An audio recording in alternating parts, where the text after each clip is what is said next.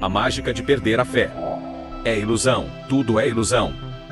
Você já se impressionou com um show de mágica, daqueles que te fazem questionar o que é real, as leis da física, o mundo espiritual e tudo mais? Pois é, um show de ilusionismo muitas vezes causa esse efeito. A gente se sente como criança.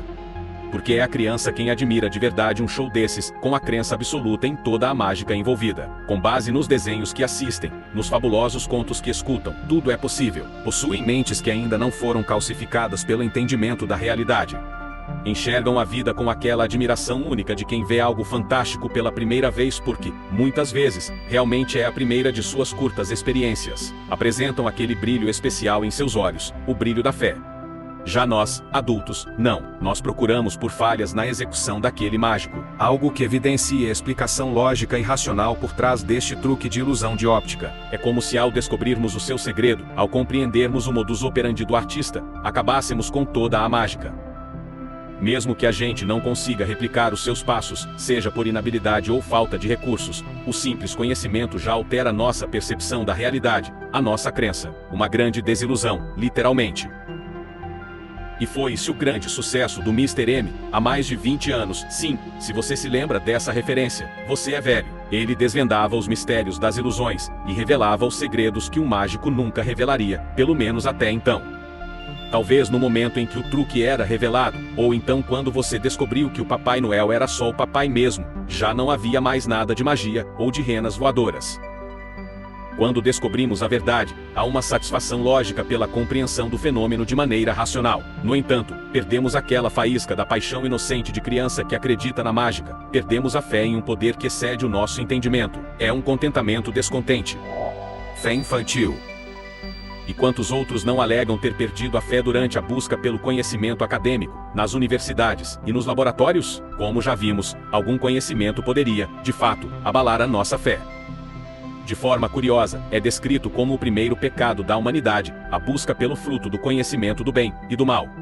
Não era uma macieira. Esses frutos proibidos eram diferentes, levariam à morte. Enquanto antes viviam no Éden, em perfeita relação com a natureza e o mundo espiritual, Adão e Eva só conheciam o bem, mas ao buscarem o conhecimento do mal, este também passou a habitar na humanidade. O conhecimento acabou com a inocência, e gerou até mesmo vergonha em seus próprios corpos. Aquela pureza infantil que garantia um olhar de confiança e de fé foi perdida nessa busca pelo conhecimento. Há quem diga que precisamos de certa inocência de criança para mantermos a nossa crença. Deixem vir a mim as crianças e não as impeçam, pois o reino dos céus pertence aos que são semelhantes a elas. Se quem diz isso é o fundador da minha fé, quem sou eu para questionar? Bora ser como criança então. Mas podemos tentar entender melhor. Por que as crianças queriam ver Jesus? Será pelos sinais miraculosos que o rodeavam? Água em vinho, cegos viam, um morto ressuscitou. Aos olhos delas, isso muito se parece com um show de mágica, daqueles que eu disse, que te fazem questionar tudo o que é real, as possíveis falhas na Matrix em que vivemos. As crianças tinham a inocência para apreciar os fenômenos de forma autêntica, a verdadeira fé. Não estavam buscando por julgamentos ou falhas, como faziam muitos adultos lá, que só esperavam por algum mínimo deslize, alguma controvérsia. Porque aqueles milagres estavam atrapalhando a lógica racional madura que mantinha a ordem da sociedade. À espera de um milagre. O que são milagres? O que os diferencia de fatos corriqueiros do dia a dia? Entre si, não há diferença alguma. A diferença se dá tão somente em nosso entendimento acerca dos fatos. Se compreendemos, são fenômenos naturais. Se fogem de nossa compreensão, são milagres.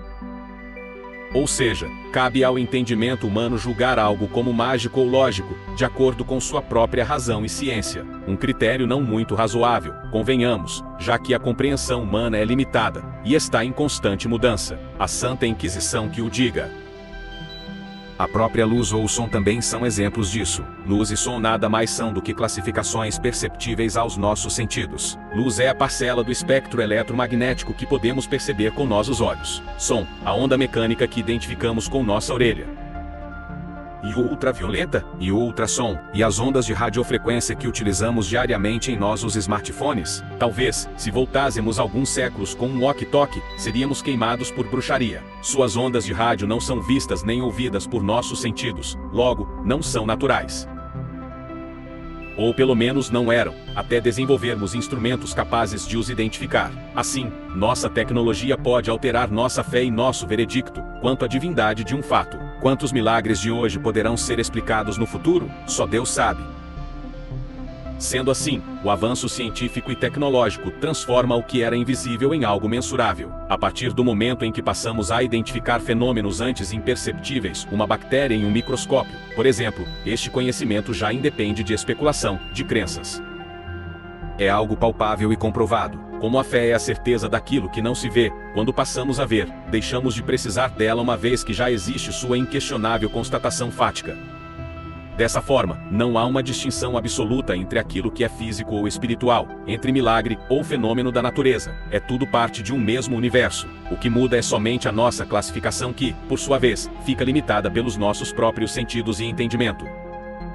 Mas será que o simples fato de compreendermos como ocorre a evaporação e a condensação faz da chuva um acontecimento menos miraculoso? Será que aprender sobre o seu mecanismo de ação realmente rebaixa seu esplendor? Ou podemos contemplar esse fenômeno com ainda maior admiração, devido ao aumento da nossa percepção sobre sua complexidade? Só sei que nada sei. Existe um conceito muito interessante sobre nosso conhecimento, o efeito do Dunning-Kruger. Trata-se de um erro sistemático das autoavaliações, no qual pessoas menos capacitadas tendem a hipervalorizar suas competências, enquanto pessoas de melhor desempenho e formação tendem a se subestimar. Em outras palavras, quanto mais ignorante, mais se acha o cara. Já os melhores respeitam a complexidade do tema e valorizam sua ignorância. O conhecimento aprofundado traz consigo um reconhecimento da nossa própria limitação. Isso porque o estudo é infinito. Não há limite para a produção de livros ou artigos científicos. Então, por mais hiperespecialista que você seja, mesmo buscando contínua atualização, o efeito do Dunning-Kruger mostra que há sempre um grande universo de aprendizado fora do nosso domínio. E quanto mais conhecemos um assunto, mais reconhecemos isso. Se você acha que domina muito um assunto, possivelmente você é um ignorante, no início dessa curva de aprendizado. Aqui, sinto-me obrigado a repetir a frase de Louis Pasteur: um pouco de ciência nos afasta de Deus, muito nos aproxima, porque aquele conhecimento inicial, de fato, mata uma parcela da nossa fé. Perdemos o brilho da admiração pelo mágico, pelo inexplicável.